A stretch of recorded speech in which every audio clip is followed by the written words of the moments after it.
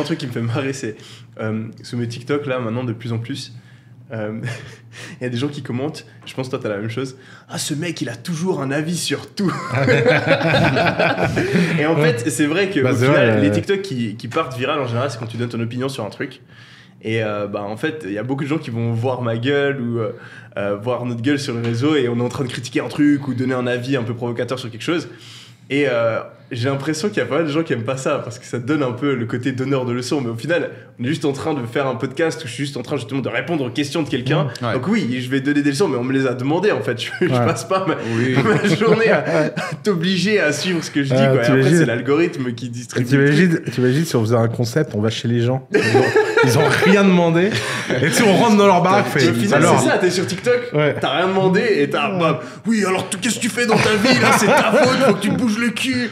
Et le mec, il est en train de chiller sur TikTok, il a juste envie de se détendre et t'es en train de lui dire qu'il faut qu'il se bouge le cul. Bah, y en a, ils le prennent mal. Quoi. En vrai, ça peut se comprendre. Ça peut se comprendre. Mais ça dépend. C'est ça le problème des formats shorts, c'est que comme c'est sorti du contexte, tu dis le mec. Mais même moi, je m'énerve dans certains shorts. Des fois, je regarde des shorts et je suis là, mais tu dis de la merde. Et en fait, c'est juste parce que le monteur, il a coupé une phrase, t'as pas le contexte. Et donc c'est dangereux. Hein, non, mais ça, moi c'est le drame de ma vie. Ça, les shorts. C'est la limite de ma stratégie où je laisse les autres travailler pour moi, quoi. C'est-à-dire que c'est parti en vrille, là. Parce qu'en plus, le pire, c'est que souvent, si tu coupes le truc n'importe comment et que tu fais dire un truc encore plus bizarre, ça part encore plus viral. Bien sûr. Bien sûr. T'as un concept, je pense peut-être tu connaîtras le livre, justement, qui parle de la viralité des idées, en fait, et des mèmes, par exemple, où, en fait, l'algorithme, c'est comme un peu l'évolution des gènes.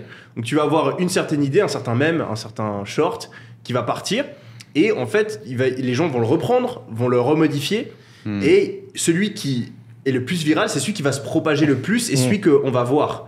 Donc en fait, tu as une espèce de sélection naturelle sur le truc le plus provocateur, le plus énervant, qui au final va se faire sélectionner par l'algorithme et mis en avant. Donc tu peux avoir un passage d'un podcast qui va être édité 50 fois, mais au final, tout le monde va voir uniquement l'édit qui rend le truc le plus hardcore. Et le pire encore, c'est que tu as les gens qui vont surenchérir parce qu'ils le comprennent. Donc au début, tu fais des shorts où tu coupes les clips des gens et tu essaies de faire un truc normal. Et après, tu vois un de tes concurrents qui a coupé le truc n'importe comment, qui a 10 fois plus de vues que toi. Donc qu'est-ce que tu fais? Tu fais la même chose. Et au final, c'est pour ça qu'on se retrouve avec des shorts où au final, tu dis des trucs que tu n'as même pas dit.